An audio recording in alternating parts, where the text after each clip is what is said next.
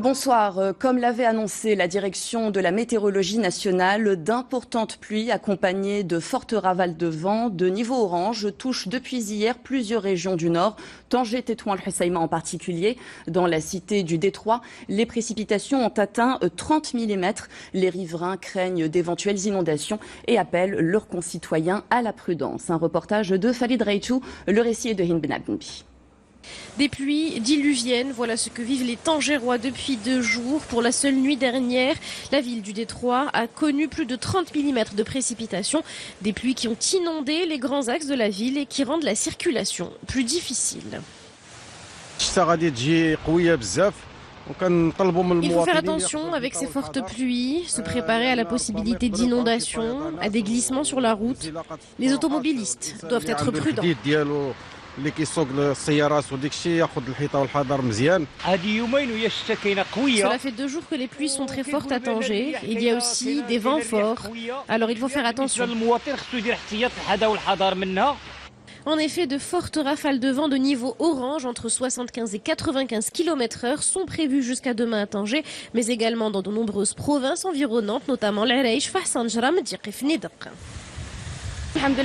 On attendait les pluies avec impatience, mais il faut quand même faire attention, surtout les automobilistes, à cause des fortes précipitations et des rafales de vent. Ces pluies sont une bonne chose, on en avait besoin. Des fortes pluies et des rafales de vent qui devraient se maintenir dans la région jusqu'à demain, 10 heures. Pas de vague de froid en revanche, puisque les températures aussi dans le nord, entre 15 et 20 degrés. Et la mer continuera à être agitée à forte sur le Détroit et la Méditerranée.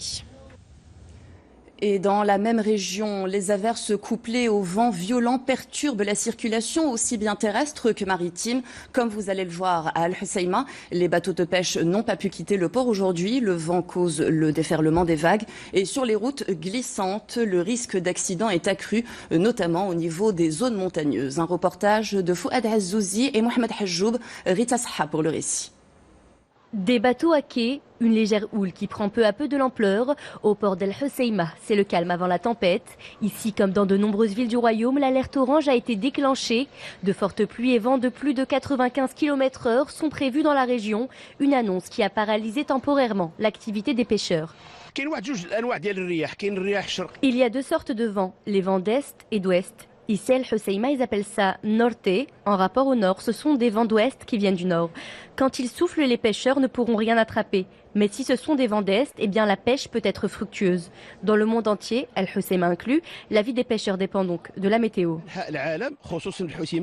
Même son de cloche sur la terre ferme, avec l'arrivée de la pluie. Les routes deviennent glissantes, notamment sur les reliefs, à l'image de ce tronçon sinueux reliant Al Hoceima à Nador, au niveau de la commune d'Ouled Amrer, théâtre de nombreux accidents.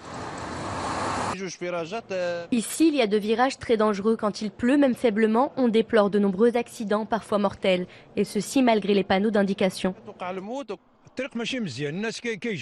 Sur cette route, les automobilistes roulent vite. Et ceci malgré les virages. Les conséquences sont graves.